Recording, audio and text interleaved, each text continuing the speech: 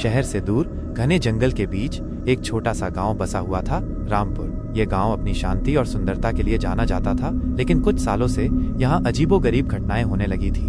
रात के अंधेरे में लोगों को अजीब सी फुसफुसाहटें सुनाई देती थी और कभी कभी घरों के दरवाजे अपने आप खुल जाते थे। एक रात गांव का एक युवक विक्रम देर रात अपने खेत से लौट रहा था। चांद बादलों में छिपा हुआ था और जंगल में गहरा सन्नाटा पसरा हुआ था। अचानक उसे ऐसा लगा जैसे कोई उसका पीछा कर रहा हो।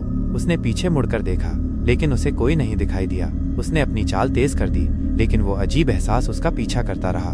फिर उसे एक धीमी सी आवाज सुनाई दी, जैसे कोई उसका नाम पुकार रहा हो।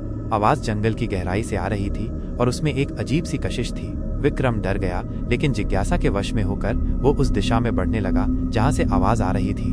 वो जंगल के एक ऐसे हिस्से में पहुंच गया जहाँ उसने पहले कभी नहीं देखा था। वहाँ एक पुराना खंडहरनुमा कुआं था, जिसके चारों ओर अजीबोगरीब निशान बने हुए थे। आवाज अब और भी साफ सुनाई दे रही थी, विक्रम यहाँ आओ। विक्रम का शरीर डर से कांप रहा था, लेकिन उसके पैर कुएं की ओर खींचे चले जा रहे थे। कुएं के पास पहुंचकर उसने झांका।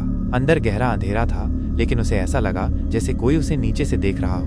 तभी कुएं के अंदर से एक ठंडी हवा का झोंका ऊपर आया और विक्रम को एक भयानक एहसास हुआ, जैसे कोई अदृश्य हाथ उसे पकड़कर नीचे खींच रहा हो। उसने पीछे हटने की कोशिश की, लेकिन उसके पैर जम गए थे। अगले दिन गांव के लोग विक्रम को ढूंढते हुए जंगल में पहुंचे। उन्हें उसका टॉर्च कुएं के पास गिरा हुआ मिला। जब उन्होंने कुएं में झांका तो उन्हें कुछ भी दिखाई नहीं दिया, सिर्फ गहरा काला पानी। लेकिन उस दिन के बाद से रामपुर गांव में फुसफुसाहटें और भी तेज हो गईं। लोगों को अब घरों के अंदर भी अजीब सी परछाइयां दिखाई देने लगी थी और हर रात किसी न किसी को वो धीमी सी आवाज सुनाई देती थी जो उनका नाम पुकारती थी, कुएं की दिशा से आती हुई। क्या विक्रम कुएं में गिर गया था, या उस कुएं में कोई और रहस्य छुपा हुआ था जो गांव को अपनी गिरफ्त में ले रहा था? रामपुर का सन्नाटा अब डर से भरा हुआ था और हर कोई उस अनजाने खतरे के बारे में सोच रहा था जो अंधेरे में छिपा हुआ था।